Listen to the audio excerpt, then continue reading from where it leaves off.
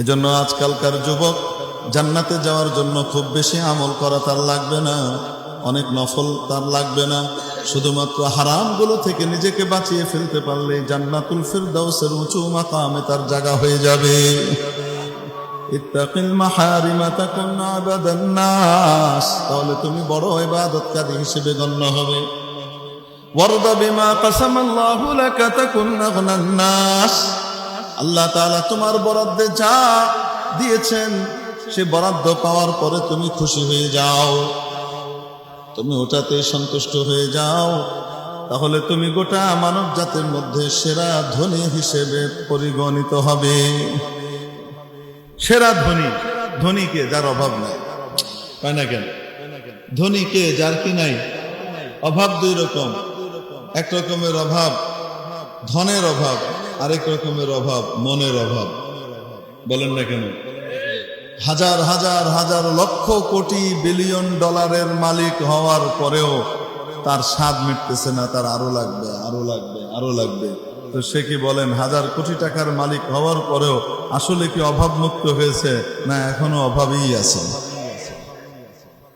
আরেকজন ব্যক্তির কাছে কিছুই নাই, মাথার উপরে চাল নাই, বাড়িতে খাবারের জন্য চুলা নাই, চাল চুলা নাই, এত গরিব, কিন্তু তারপরেও তার মনের ভিতরে শান্তি, আমার আল্লাহ আমাকে যা দিচ্ছেন তাতে আমি খুশি, চলে যাচ্ছে। এই দুনিয়াতে কয়দিন থাকবো? এখানে তো বেশি দিন থাকবো না, আসল জগৎ সামনে আছে। অতএব আল্লাহ আমাকে যা দিয়েছেন তাতেই আমি খুশি, আমার অনেক ধন দৌলতের দরকার নাই। হ্যাঁ, চেষ্টা তদবির তো হালাল কামাইয়ের জন্য করতেই হবে। চেষ্টা তদবির করার পরে, হালাল উপায়ে চেষ্টা করার পরে বরাদ্দে যা আসে, কপালে যা আসে, ভাগ্যে যা আসে সেটার উপরেই খুশি হয়ে যাওয়া। কি অর্থ? তোমার আরেক ভাই 1 ঘন্টা কষ্ট করে 10,000 টাকা কামায়, আর তুমি 10 দিন চেষ্টা করে 1,000 টাকা কামাও। তুমি তাকে নিয়ে হিংসা করো না, কারণ বন্টনটা করেছেন কে? আরো আসতে কে করেছেন? অনাস্থা জানিও না, ওনার বন্টনের উপর অনাস্থা জানিও না, বরং তুমি খুশি থাকো, আমার আল্লাহ তাকে যা দিয়েছেন তাতে আমার কোনো অসুবিধা নাই, আমাকে যা দিয়েছেন তার উপরে আমি খুশি, তার উপরে কোনো হিংসা আমার নাই, তার সাথে কোনো হিংসা নাই। তাহলে বলেন দেখি, মনে শান্তি থাকবে কি থাকবে না? কিছু না থাকলেও মনের মধ্যে শান্তি। তাকুন আগনান নাস ওয়ারদা বিমা কাসামাল্লাহু লাকা তাকুন আগনান নাস, আল্লাহ তোমার ভাগ্যে যা বন্টন করে দিয়েছেন তার উপরে তুমি সন্তুষ্টি ঘোষণা করো, তুমি খুশি হয়ে যাও, তুমি রাজি হয়ে যাও, তাহলে তুমি সেরা ধনীতে পরিণত হবে। তোমার চেয়ে বড় ধনী আর কেউ নাই। যাকে আল্লাহ যা দিয়েছেন তার উপরে যদি সে সন্তুষ্ট থাকে, আলহামদুলিল্লাহ আমি খুশি, তাহলে আর কোনো পেরেশানি থাকবে? আসতে বলেন। হ্যাঁ, চুরি চামারিতে যাবে, ছিনতাই চাঁদাবাজিতে যাবে, হ্যাঁ, সুদ ঘুষের পথ ধরবে, রাতারাতি দ্রুত ধনী হওয়ার রাস্তা দেখবে। আসল শান্তি, আসল ধন, আসল ধনী হওয়া হলো মনের ধনী। ধনের ধনী আসল নয়, মনের ধনী আসল। নবীজি এখানে মনের ধনী হওয়ার ব্যাপারটি আমাদেরকে সকলকে জানিয়ে দিয়েছেন।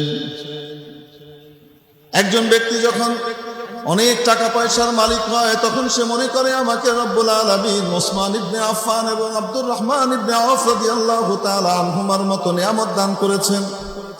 তারা যেমনি ভাবে তাদের ধন দৌলত দিয়ে জান্নাত লাভ করেছেন, জান্নাতের উঁচু মাকামে নিজের জায়গা বরাদ্দ করেছেন, আমাকেও তাই করতে হবে, সে খুশি।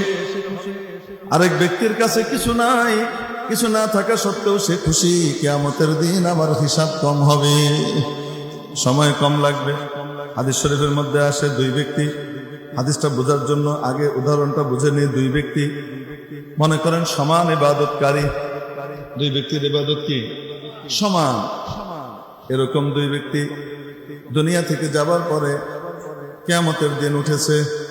তাদের মধ্যে একজন ছিল ধনী আর একজন ছিল গরিব।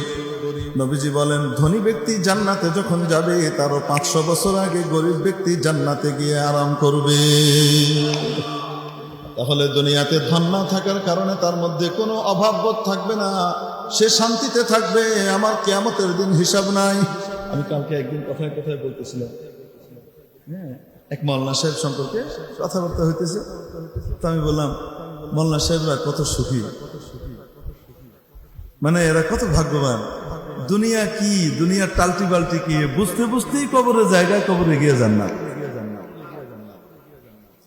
দুনিয়া কি, আর দুনিয়ার ভিতরে টাল্টি বাল্টি কত টাইপের আছে, এগুলি বুঝার আগে তারা কই গেছে গা, জান্নাতে গেছে গা, কোন না কেন দুনিয়ার টাইমটা পার হয়ে গেছে, টেরও পাই নাই কেমনে পার হইল। বুঝাতে পারে নাই। না বস্তার বরসওয়ারম, না বস্তার জের বারম, না খুদা বন্দে রাইয়ত, না গোলামে শহরিয়ারম। না বস্তার বরসওয়ারম, না বস্তার জের বারম, না খুদা বন্দে রাইয়ত, না গোলামে শহরিয়ারম। আমি না কারো দাস, না আমি কোনো প্রজার দায়িত্বশীল, না আমি রাজা, না কারো গোলাম, কোনটাই না। আমি যদি গোলামি করি একমাত্র কার গোলামি করি, এই করতে করতে দুনিয়া থেকে চলে গেছে দিনদার মানুষ, আলেম ওলামার সোহবতে থেকে, আল্লাহ ওয়ালাদের সংস্পর্শে থেকে দুনিয়া নিজের জীবনের মধ্যে পরিবর্তন নিয়ে এসেছে। ইঞ্জিনিয়ার সাহেব, ডাক্তার সাহেব, ব্যারিস্টার সাহেব, মিনিস্টার সাহেব, বড় শিল্পপতি সাহেব, ব্যবসায়ী সাহেব, দোকানদার সাহেব, কাঁচামালের ব্যবসায়ী, কৃষক সাহেব, দিনমজুর সাহেব, নিজের জীবনটাকে ইসলাম অনুযায়ী করে ফেলেছে, আল্লাহর হুকুম নবীর তরিকায় চালিয়ে ফেলেছে। বুঝতে না বুঝতে দুনিয়া থেকে বিদায় নিয়েছে, সোজা জান্নাতে যে বসে আছে। আলা ইল্লিনে রূহ যে আরাম করছে, শান্তি করছে। বুঝাতে পারি নাই। এক ছেলে, এক বাবা তার দুই ছেলেকে, বহু আগের কথা, ওই মনে করেন যখন 1 টাকা দিয়ে 1 মণ চাল পাওয়া যেত, ওই সময়কার কথা। এক ছেলেকে বাপ দিছে 50 টাকা, আরেক ছেলেকে দিছে 2 টাকা, দিয়ে কিছু যাও তোমরা ঘুরে আসো। 50 টাকা ছেলে খুব খুশি, সেকে বাবা আসলে ইনসাফ ফলা, উনি বুঝেন কারে কি দিতে হয়। আর 2 টাকাওয়ালা কয়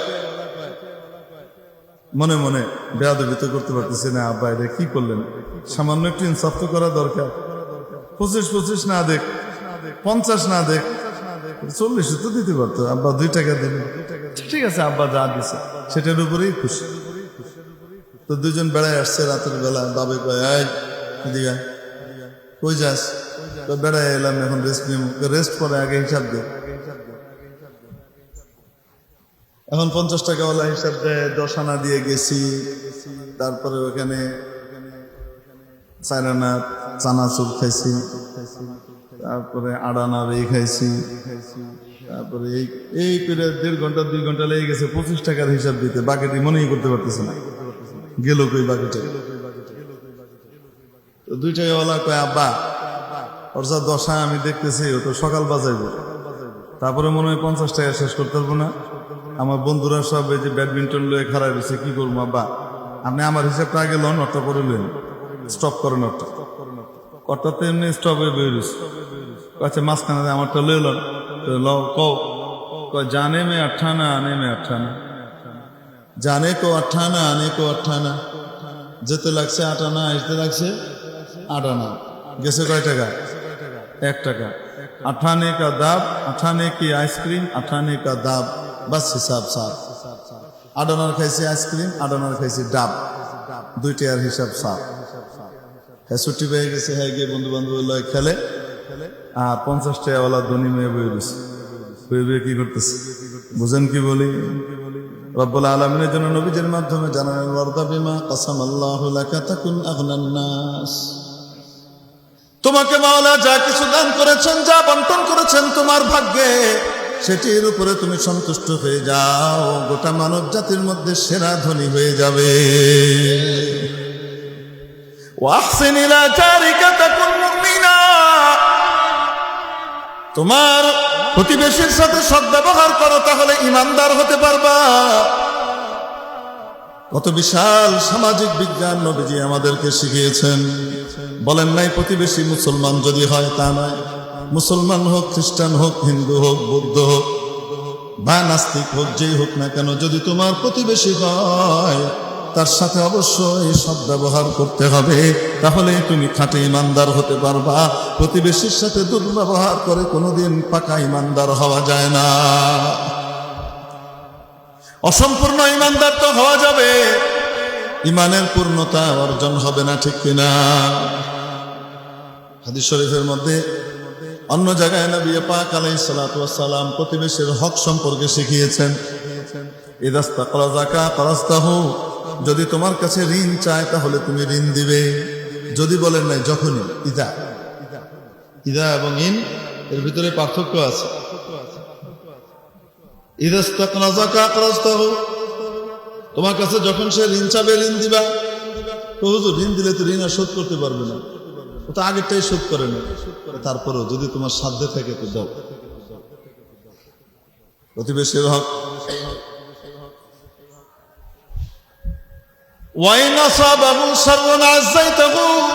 তার যদি কোনো দুঃসংবাদ আসে, কোনো সমস্যা হয়, তাহলে তুমি তাকে সমবেদনা জানাও। ব্যবসায় লস করেছেন, কোনো সমস্যা নাই, লস সবাই করে। 2023 দুর্ভিক্ষ 80 করবেও সবাই বলতেছে। অতএব যদি আমার পেটেও খাবার থাকে, আপনার পেটেও খাবার থাকবে, কোনো চিন্তা করেন না। ব্যবসায় লস সবাই করে, লস করার মাধ্যমে সে উপরে উঠে, কোনো সমস্যা নাই। আমার ছেলে মেয়েদের পেটে যদি খাবার থাকে, আপনার ছেলে মেয়েদের পেটেও খাবার থাকবে, চিন্তা করেন না। কোনো সাহায্য দরকার হলে খবর দিয়ে আমরা আপনার পাশে আছি। ওয়াইন আসাবাহু শাররুন আযাইতাহু ওয়াইন আসাবাহু খায়রুন হান্নাতাহু, যদি কোনো সুসংবাদ আসে তাহলে তুমি মোবারকবাদ জানাও। এটা করো না, এটা করো না, এটা করো না। তোমার প্রতিবেশীর ছেলের বিয়ে ঠিক হয়েছে, সবাইকে দাওয়াত দিছে, তোমার কাছে কার্ড এখনো আসে নাই, মেজাজ খারাপ, দেহি তোর বিয়া কেমনে হয়। তো বেকারে দাওয়াত দেশ, আমারও দেশ নাই, আমার মুহে দেশ, সবাই কার্ড দেশ, আমার মুহে দেশ, তোর বিয়া করাই দিতেছে। এরকম মানুষ আছে না নাই? আল্লাহ নবী বলেন, না না না না না, বরং কি করণীয়? কোন সুসংবাদ পেয়েছো, তোমার প্রতিবেশীর কাছে কোনো সুসংবাদ এসেছে, ভালো খবর এসেছে, সে তোমাকে কিছু বলার আগেই তুমি তাকে মুবারকবাদ জানাও। বড় আনন্দের বিষয়, বাজানের বিয়ে ঠিক হয়েছে, মামুনের বিয়ে ঠিক হয়েছে, যে কোনো রকমের সাহায্যের জন্য বলবেন, আমরা সব সময় আছি। মেহমান টেমান আসলে আমাদের বাড়িতেও আপনারা বসাইতে পারেন, কোনো অসুবিধা নাই। বুঝেন না কেন? হ্যাঁ, ولا ترفع جدارك فوق جدار جارك فتسد ريحه, তোমাকে আল্লাহ টাকা পয়সা দিয়েছে, ধন দৌলত দিয়েছে, তুমি বড় বাড়ি বানাতে পারো, তোমার প্রতিবেশীর সেই ক্ষমতাটা নাই। তুমি তোমার প্রতিবেশীর পাশে বাড়ির দেয়ালটা এতটা উঁচু করে দিও না, এত উঁচু করে দিও না যে তার আলো বাতাস বন্ধ হয়ে যায়। সেও যেন বাতাস পায়, সেই ব্যবস্থা করে তারপরে তুমি উঁচু করতে পারো। যদি উঁচু করতেই হয় তাহলে তার আলো বাতাস যেন পুরো বন্ধ না হয়। বলেন না কেন? হ্যাঁ, আমার সীমানা যদ্দূর আছে, ব্যাগটি লইয়া তারপরে বানাই, তোর আলো বাতাস আইলো কি আইলো না, আমার কি আয় যায়? নবীজি কয়, নো, তুমি এখনো পাকা ইমানদার হও না। বড় বাড়ি বানানো নিষেধ না, উঁচু বাড়ি বানানো নিষেধ না, কিন্তু প্রতিবেশীর আলো বাতাস বন্ধ করে দেওয়া, বাতাস বন্ধ করে দেওয়া, এটা ঠিক নয়। ঠিক কি ঠিক না? ওইভাবে আলাদা করে তারপরে বানাতে হবে। ওয়ালা তুদি জারাকা বিরিহি কিদরিক, তোমার বাড়িতে ভালো খাবার রান্না হয়েছে, তার সুঘ্রাণ চারিদিকে মৌ মৌ করে ছড়িয়ে বেড়ায়, তোমার হাড়ির সুঘ্রাণ দিয়ে তোমার প্রতিবেশীকে তুমি কষ্ট দিও না। তাহলে কি করবে? যদি তুমি ভালো খাবার রান্না করো, নবীজি শিখান, তোমার প্রতিবেশীর বাড়িতেও সামান্য কিছু বাটিতে করে পাঠিয়ে দাও। ইয়া রাসূলুল্লাহ, আমাদের মধ্যে সকলের তো এই ক্ষমতা নাই, ভালো খাবার যা তাই তৈরি করেছি তা প্রতিবেশীর বাড়িতেও পাঠিয়ে দিব, তাহলে তো আমাদের টান পড়বে, এত ক্ষমতা তো নাই। নবীজি শিখিয়ে দিলেন, শোনো, আকসিরিল মারাকাফি, তার ভিতরে তুমি কি করে দাও, শুরুয়া বাড়িয়ে দাও, ঝোল বাড়িয়ে দাও, তাহলে তরকারি অনেক বেড়ে যাবে। একটা বাটিতে করে পাঠিয়ে দিয়েছো, ঝোল দিয়ে 2টা আলু আর 1 টুকরা গোশত দিয়ে পাঠিয়ে দিয়েছো, হয়ে গেছে। ঠিক ঠিক না? নবীজি বলেন, প্রতিবেশীর সাথে সৎ ব্যবহার করো, তাহলে তুমি খাঁটি ইমানদার হতে পারবে। وأحب للناس ما تحب لنفسك تكن মুসলিমা। তুমি নিজের জন্য যা পছন্দ করো সকল মানুষের জন্য তা পছন্দ করো, তাহলে তুমি খাঁটি মুসলমান হতে পারবে।